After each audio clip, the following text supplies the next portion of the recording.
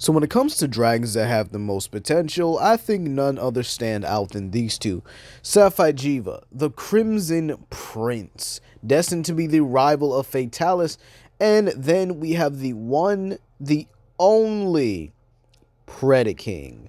A Predacon built for war, built to be the ultimate Autobot hunter, and well, these two definitely have some potential here. A lot of wasted potential even. Safi'Jiiva would have been an interesting build up to have here to, well, a turf war with Fatalis. Meanwhile, Predaking, after Predacon's rising, they couldn't think of anything to do with him. Then they had the audacity to put him in a Robots in Disguise comic, which we are not going to count that as a canon,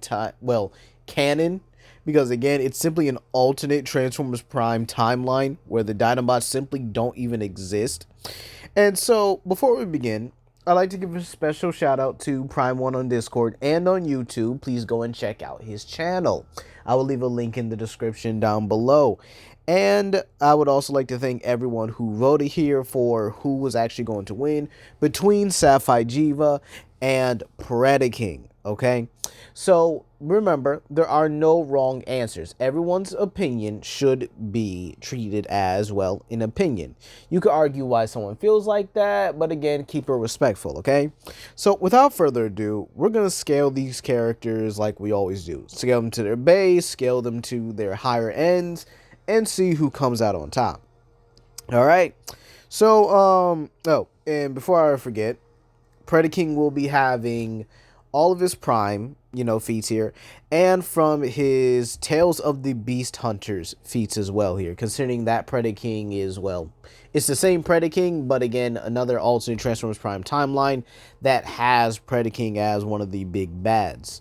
So, let's actually begin here.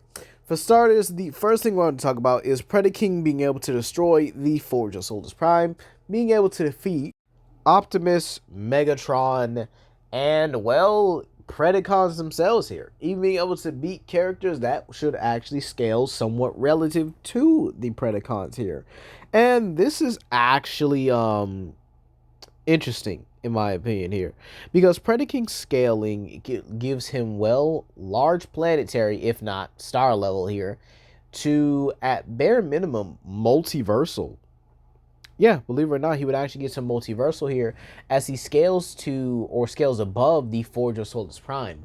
And the Forge of Solus Prime not only has the power of a miniature neutron star, but at even 50% of its power, it's able to destroy entire planets, like, quite casually here. And Predaking broke this like it was nothing. Barely an inconvenience to him that one of the stronger weapons of the Primes has been able to do this here. Now, while he wouldn't scale to an amped up Optimus during the events of Robots in Disguise here, he still should scale to some of the other characters, such as Metastor, who was able to destroy an entire planet system, which would include planets and stars. So again, that would easily get him up into the solar system margins if you want to get into there. And then there are his higher ends with the Forge of Solus Prime scaling to the Requiem Blaster. The Requiem Blaster, a weapon that draws in the confines of space and is able to fire it, creating and tearing through the fabric of reality itself, creating black holes here. This is also important here because if we also use Tales of the Predacons or Tales of the Beast Hunters as well, we know that Predaking is easily faster than light when it comes to his beast form, as he was able to travel from Earth to the asteroid belt within little less than, you could probably say, a minute or so. And considering how Transformers, generally does the solar system, it looks like this. So you have Earth, like the tiny little blue one here, and then there's the asteroid belt. So he traveled from here to this asteroid belt in less than a minute, I would have to say here.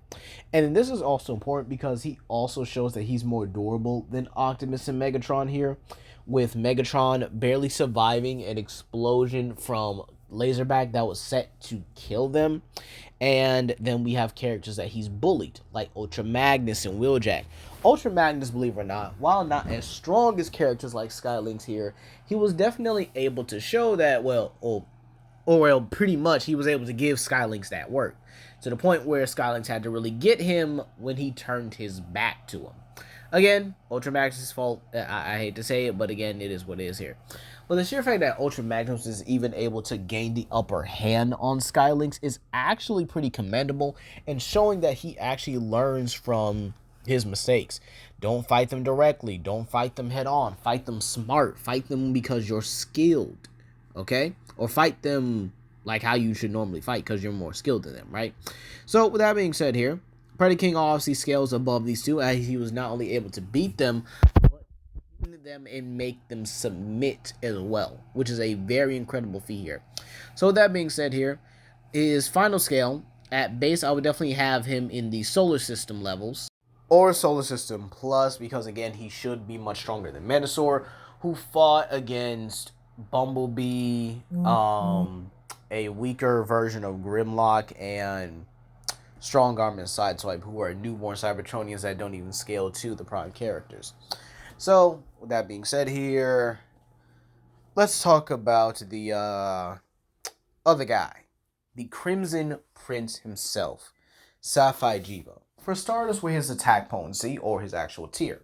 Easily in the solar system tiers, if not universal levels, all the way to complex multiversal. If you guys watch my Elatrion versus King Ghidorah video from the Showa era, then you guys will understand the scaling. But let's actually reiterate something here.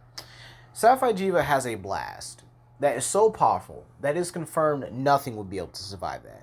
Keep in mind this includes Elder Dragons, and even the strongest of Elder Dragon level monsters, or the strongest of Elder Dragons, like Nergigante, who would actually be above beings like Primordial Malzeno, who scales, if not, is above Geismagorm at his full strength.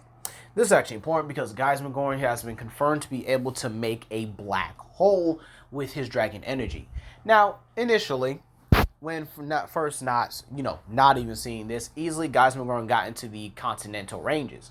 However, seeing this and seeing that he uses dragon energy to create black holes, Nergigante will scale above this. This puts Nergigante into the large planetary to even dwarf star levels here.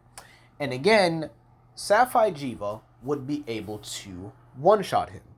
But there are other Elder Dragons that Safi'Jiiva will scale above here. Considering in his Xeno'jiiva stage here, we do have the sheer fact that it was him that basically created the Rotten Veil by killing several or more Dalmadors. Dalmadors, even at their younger stages here, were able to consume the fragments of stars. And as they get older, they're able to put these stars back in the sky. Now, considering these are simply younger Dalmadors, this would easily get to the multi-continental stage. But again, there are Elder Dragons scale to each other. And considering Dalmadors in general should be above the Nergigante species, even the Runer Nergigante species, this would again put them above, well, Nergigante in general. However, there is also Shah Dalmador.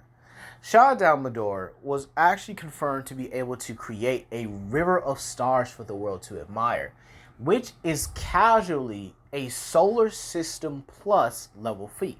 This is important because he's creating multiple stars to put right back out into space. Keep in mind, this would also give Xeno'jiiva and the Safi'Jiiva faster than light when it comes to their attacking speed and also their reaction and combat speed. Considering they are able to react, dodge, and effectively even counter the hunter who is able to dodge these kind of attacks here. Shah Dalmador also has been confirmed to be able to create the heavens for the world to admire. Being able to create the heavens is a fourth dimensional feat, considering the sheer fact that he would actually be able to create a universal construct which is infinite in size. This has been confirmed by Capcom that all their universes are infinite and that they kind of balance each other out. This is due to the sheer fact that Capcom is kind of loose with their, I guess you could say, canosity or, canonical materials here. And Street Fighter and Darkstalker, Devil May Cry, Monster Hunter, Mega Man, all pretty much have a way of connecting to one another, and all their universes have been known to be infinite in size here. However, we do have the sheer fact that Safi'Jiiva has other confirmations as well. known to be a rival to Black Fatalis here, a dragon that exceeds space and time and transcends it, which allows Fatalis to travel in between dimensions.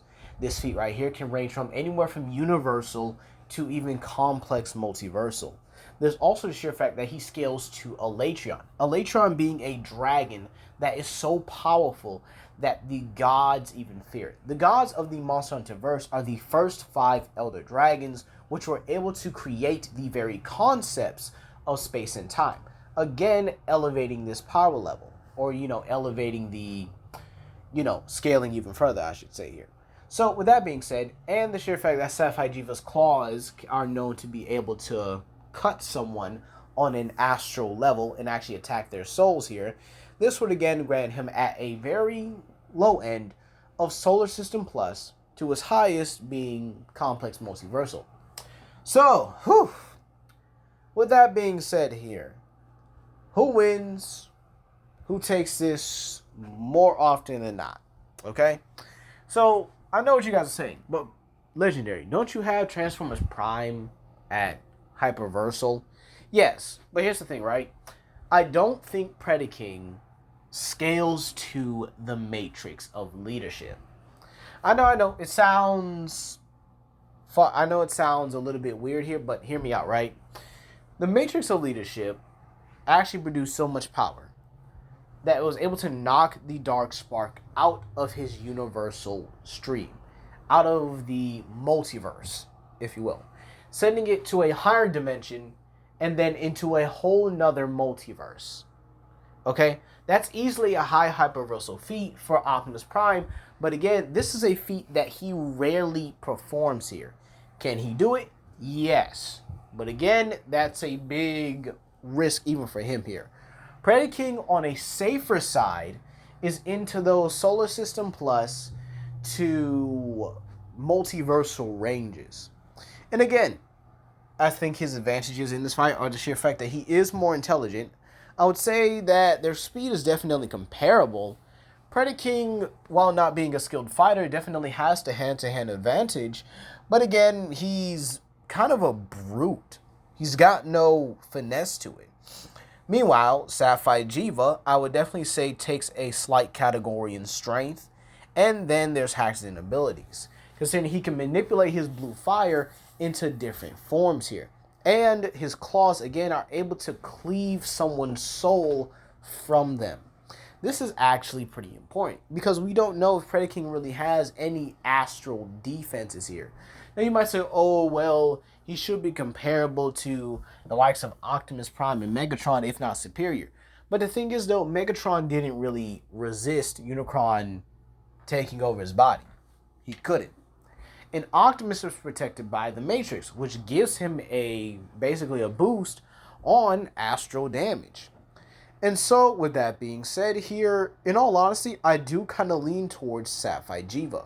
He's got an attack that, honestly, could harm, if not render, Predaking severely injured throughout the fight.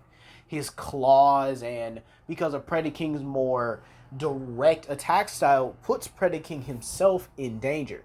The only way I could actually see Predaking winning this here is if he actually takes the fight into the air and tries to keep it at a distance battle. I think he does have more stamina than Safi'Jiiva, and so he should be able to eventually wear him out.